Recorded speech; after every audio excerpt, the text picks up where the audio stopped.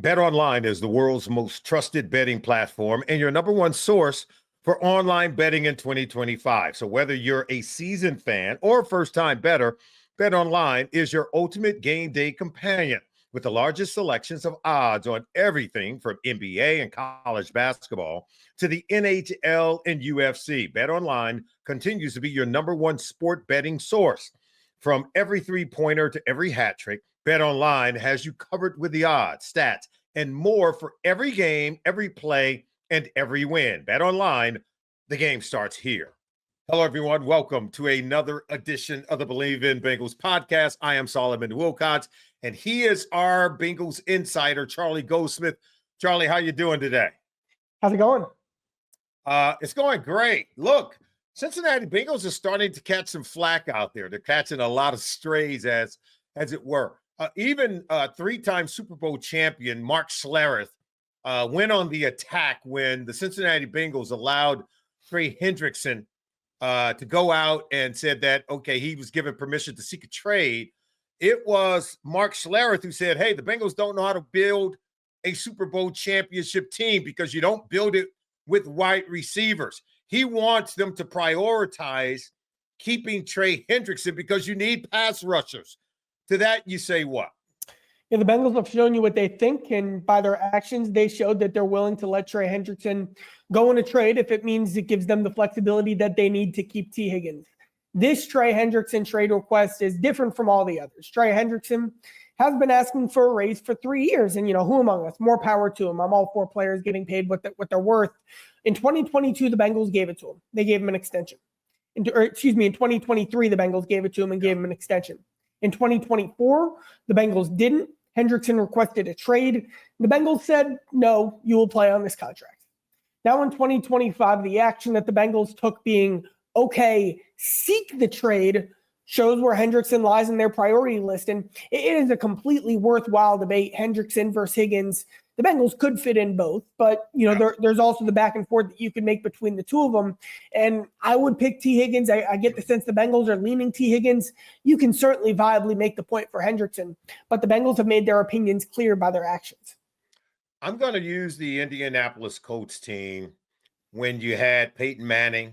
You have the two talented potential Hall of Fame receivers in Marvin Harrison as well as Reggie Wayne. The Bengals are kind of constructed that way offensively. They're going to score a lot of points, as you well know it.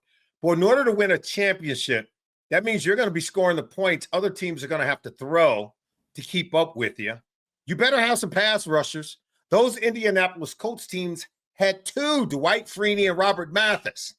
Right now, as it stands, if the Bengals were to trade Trey Hendrickson, potentially we could be playing without the entire defensive line from 1 year ago. Now, you might say, well, that defensive line wasn't that great because they didn't win a lot of games. But you had a guy in Trey Hendrickson who led the league in sacks. He's had 35 sacks over the last 2 years. I think that's more than any other player. And so eventually you're going to have to start piecing. If you're going to build a team around Joe Burrow and the receivers, you're going to need pass rushers. And since you already have one, you might want to start with keeping them. The problem, though, is it's not about what Trey is and what he's done and what he's accomplished. And the production he had in 2024 is incredible. The question is, you look at this Max Crosby deal, you look at what these elite passers, you look at even guys like, Hassan Reddick and what they're getting paid during this offseason. And it shows how rich it'll be to extend Trey Hendrickson. And again, more power to Trey. He gets what he earns. However, Hendrickson wasn't a first-round pick. The first-round picks are your elite athletes of the bunch. I went through a study since 2018. There was only one pass rusher or defensive end over the age of 30 who had at least 10 sacks in a season, who wasn't a first-round pick, and that was Kyle Van Noy, who kind of had a weird, interesting season in Baltimore, but I don't know that anyone views him as a star. Also, since 2018, there was only one guy older than 31 who wasn't a first-round pick who had at least 35 pressures in a season, which is what Hendrickson had in his worst season as a Bengal. So there just isn't really a track record of guys who aren't these elite athletes at the defensive end position continuing up that production. Guys who weren't first-round picks don't have a long track record of being elite players past the age of 30, which is where Hendrickson is heading. Now, will he probably break that exception? Probably, but it's a really risky bet to take when you're talking about paying him at the top of the market with where this is leading. I would be remiss if I didn't add that when Max Crosby, their edge rusher for the Las Vegas Raiders, signed his contract last week, it's a 3-year deal that's going to pay him $35 million a year. On the current contract that Trey Hendrickson has with the Bengals, he's expected to make $15 million in 2025. And here's Max Crosby getting a deal that's going to pay him $35 million a year. It's not lost on me. The very next day, the Bengals issued a press release that they had given Trey Hendrickson permission to seek a trade. It was as if they were saying that's a number that we're not going to be able to reach. And if we are going to come to some understanding of what to pay Trey, he's going to have to go out and get that deal negotiated. And then the Bengals are going to decide whether or not they're going to match it or allow him to go in and leave to the other team. Is that a fair statement? Yeah, what the Bengals are doing is they're preparing to build a roster. There's a lot going on behind the scenes that shows, and that I've been told, the Bengals are building a roster that has Higgins and Jamar Chase on it. And specifically, they're preparing and planning for those long-term deals. That's still the expectation and the most likely thing to happen. Now, when you're building that roster and you also have one of the worst defenses in football, and you need to add so many pieces on the defensive line, at linebacker, at safety, that's where it gets harder to have a fourth player in Trey Hendrickson who would be on a bit of a risk deal, making that long-term salary. That is where you reach a tipping point where it does take away your flexibility at guard, defensive tackle, safety, etc. So that's why the Bengals are giving Trey that opportunity. Like they've always told us what their plan is. Their plan has always been to pay Burrow, Jamar, and T. They said that in 2022, and they didn't extend Jesse Bates. In 2022, I don't think any of us were saying, well, and Hendrickson, don't forget about him. And he has had a fantastic Bengals career. But with the circle of life in the NFL, that's just the situation the Bengals are in right now. He's 31 right now, is Trey Hendrickson. And he is one of those players that had over 10 sacks. He had 17 and a half sacks last year. So he now joins that very small group of players who've had the double-digit sacks after his 30th birthday since 2018, and he should be given credit for that. I will say this, too, because I know the Bengals are concerned. When you look at the top two pass rushers now with the contracts, we just saw Myles Garrett is now going to stay in Cleveland, and he's going to get $40 million a year. We already talked about how Max Crosby got signed to a deal last week at $35 million a year, and then on Sunday, we get the news that Myles Garrett's going to make $40 a year. So the market has moved exponentially higher, and it's happened very fast. I think that almost all but says that if Trey Hendrickson is going to toe the line and wants to get the money he's seeking, he's probably not going to be on the Bengals roster, even though he does have 1 year left at $15 million in 2025. The market has moved so quickly, I don't know that the Bengals are going to jump that high to accommodate. Is that a fair statement? Particularly with the pressure and the priority that they're placing on T. Higgins right now. And also they've told us what their plan is. Their plan is to reset and rebuild this defense around, new defensive coordinator Al Golden. Yeah. Specifically, they want a young defense that can grow together, that can gel, that can build over time. And, they'll try to compete for a Super Bowl next year, but who knows? Maybe by 2027, the defense could be an equal part in the Bengals' success. Yeah. Trey Hendrickson's a guy whose best years are going to be right now. And yes, there's 100% value in having that type of player on your roster. When you look at these tiebreakers, which is where the Bengals are leaning, when you look at these tiebreakers, when you look at their long-term vision and their overall set of priorities, that's how you end up giving Hendrickson permission to find a trade. I want to be fair in my reporting here because I know the Bengals are not putting Trey Hendrickson in the same category as Max Crosby and Myles Garrett, who we already said is getting paid at the top of the scale. The Bengals believe that those guys, they move around, they play multiple positions on that defensive front, which forces the offensive coordinators to have to scheme specifically to block a Max Crosby, to block a Myles Garrett, which you and I both know is very difficult of the 484 pass rushing snaps played by Trey Hendrickson 1 year ago, he always lined up outside the tackle. So they don't look at those as apples. They look at him differently, saying, well, you're not those guys. But I think if Trey Hendrickson's an agent was speaking right here on this show, he would say, well, how come Trey's production is better than theirs are over the last 2 years? That's what the agent would say. So I think the Bengals have there's some nuanced conversation to have where they have some, I think, validity in what they're saying, but also I think there's some validity in what you could expect to hear from Trey Hendrickson's agent as well. He is highly productive. Even after his 30th birthday, he continues to defy that. We all know, Father Time is undefeated, and eventually Father Time is going to win.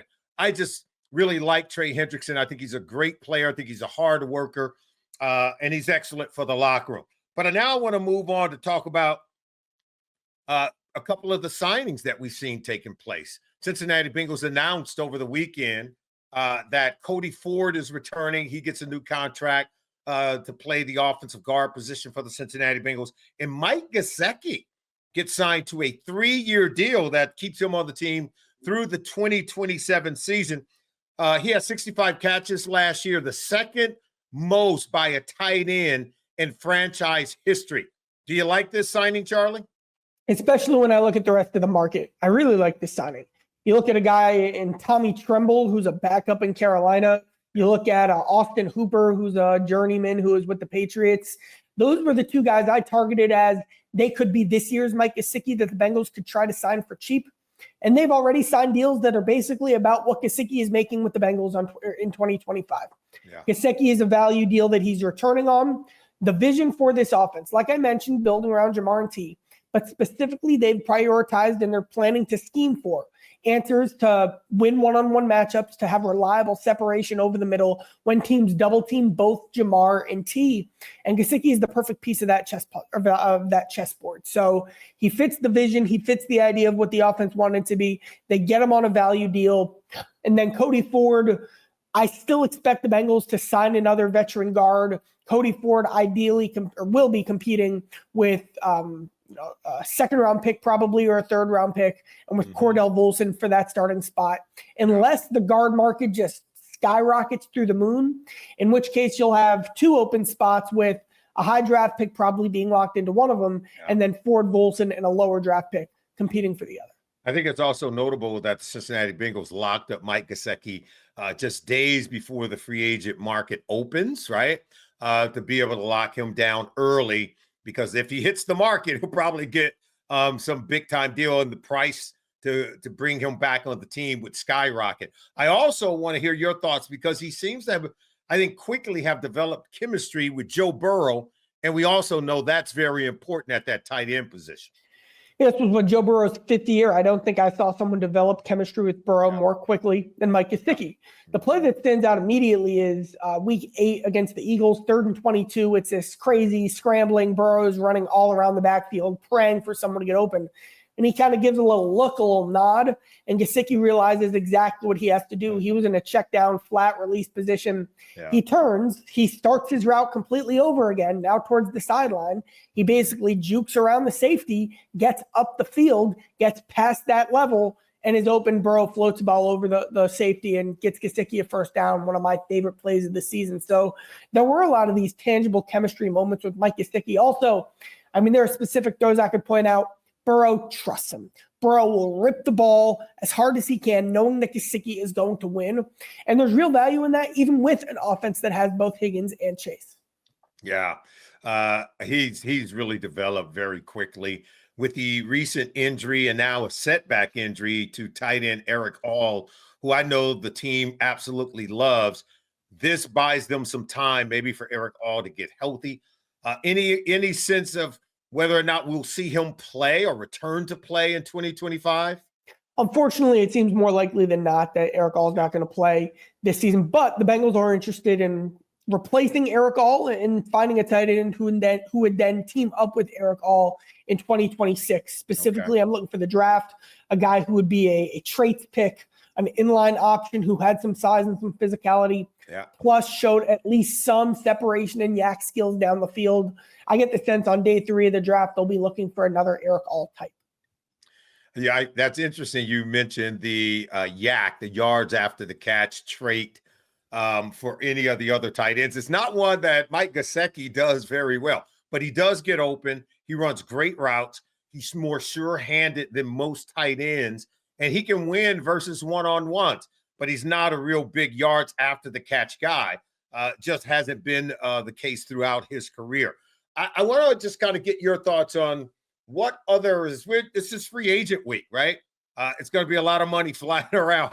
How active do you anticipate the Bengals will be when the free agent window opens? They're spinning about 1 billion plates right now. They're trying to get this T deal done. They're letting the Hendrickson situation play out, and it benefits them greatly to be more proactive.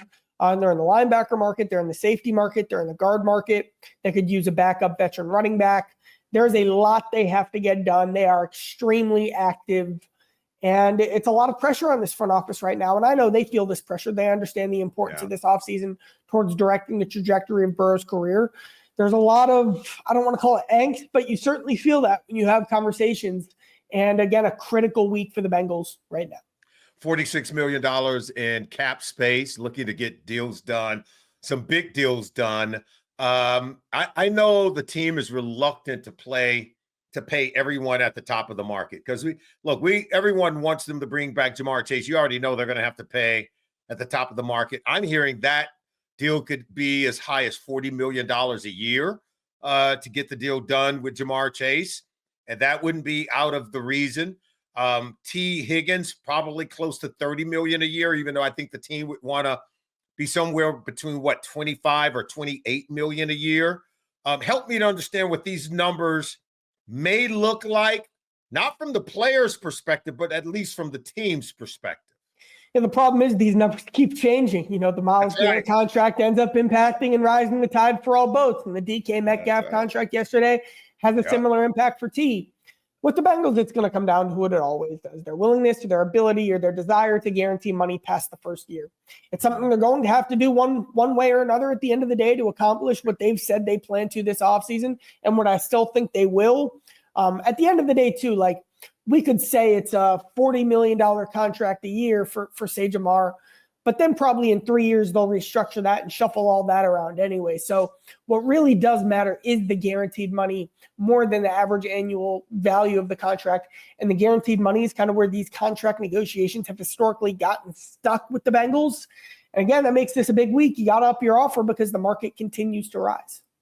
What does the Cincinnati Bengals defensive line look like, Charlie, coming into 2025? It looks like all 4 from the previous year, as I said, could be gone, depending on what happens with Trey Hendrickson. I would shudder to think that B.J. Hill is going to hit the free agent market and still end up back in Cincinnati. I think he's going to be gone because somebody out there is going to sign him. We all know Sam Hubbard announced his retirement last week, and Sheldon Rankins have already been released. So what does this defensive line look like compared to what we saw 1 year ago? Well, we've got some breaking news. B.J. Hill returning to Cincinnati on a 3-year deal. To me, it's a bet on intangibles. It's a bet on consistency. It's a bet on effort. It's a bet on leadership. B.J. Hill is more of a jack of all trades, master of none. He doesn't fix your pass rush. He doesn't fix your run defense. He helps. He'll play a lot of snaps, and the versatility gives you some options for both of those. But the conversation I kept hearing around the Bengals is, and the uncertainty is, who the heck's going to lead this defense in 2025? Hubbard's, retired. Mike Hilton's probably going to be I expect to be on another team next season. Von Bell gone. Jermaine Pratt requested a trade. Hendrickson we've discussed. Logan Wilson's fine, but can he step up into a bigger role there is something the Bengals would need to see. B.J. Hill is a guy who can come in and immediately set the tone and the effort level and the energy for the room and also give you some good enough snaps. So it's a bit of a rich deal. It doesn't necessarily solve your problems, but it is a very 2021 style Bengals thing to do, making that bet on a guy they really know and a guy who they believe can elevate the floor of a defense that didn't have a floor last season. Yeah, I'm a big B.J. Hill guy because he works hard. He does play the run adequately enough. He gets pressure and makes offensive guards have to work to keep him from getting penetration when it comes to his pass rush ability. He is just a tried and true hard worker in games and a really good locker room guy to have. And considering last year's 2 rookies who now be in their second year, you got to bring somebody back. You have to have someone who, as you know, can be a veteran player in that room where it looks like there's going to be a lot of young defensive linemen in that room. And now they've got 3 guys in BJ Hill, McKinley Jackson, and Chris Jenkins, who are more run defense oriented. Yep. BJ has a bit more pass rush than the other 2, but he's more of a run guy than a pass guy overall. So now, and then when you look at this draft class too, the draft class to me is more run oriented players than pure quick twitch pass rush oriented defensive tackles, except for maybe Nolan out of Ole Miss. So I think the Bengals right now need to make sure they find some kind of option or answer for interior pass rush. That to me would be a huge priority right now to round out the defensive tackle room they have. Well, that's great breaking news. We want to thank you for doing that right here on the Bleav in Bengals podcast. That's why you're a Bengals insider, Charlie. I got to ask you, what are the chances? Because I'm seeing veteran corners out there, and it's already been announced that cornerback J.C. Horn has signed a record 4-year, $100 million contract with the Carolina Panthers. Corners are going for big dollars these days.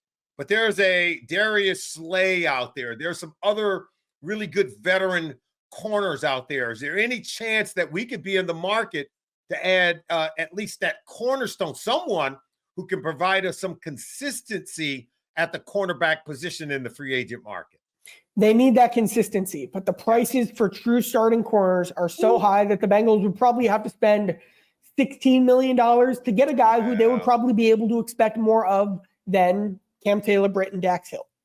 I expect Cam Taylor-Britt, Dax Hill, DJ Turner, and Josh Newton, 3 of those guys to be the Bengals starting corners in 2025. I think Newton actually has more of a sleeper chance than people give him credit for to crack that starting lineup.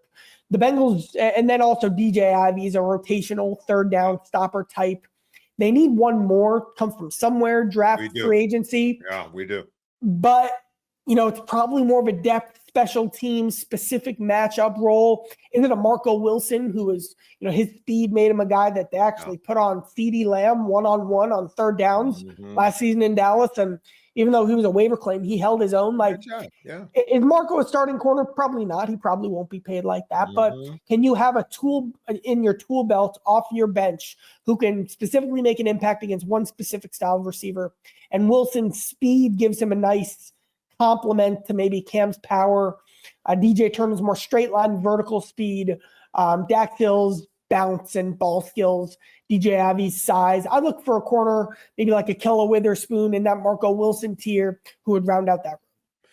Wow. It's going to be interesting because right now we're kind of unproven at the corner position.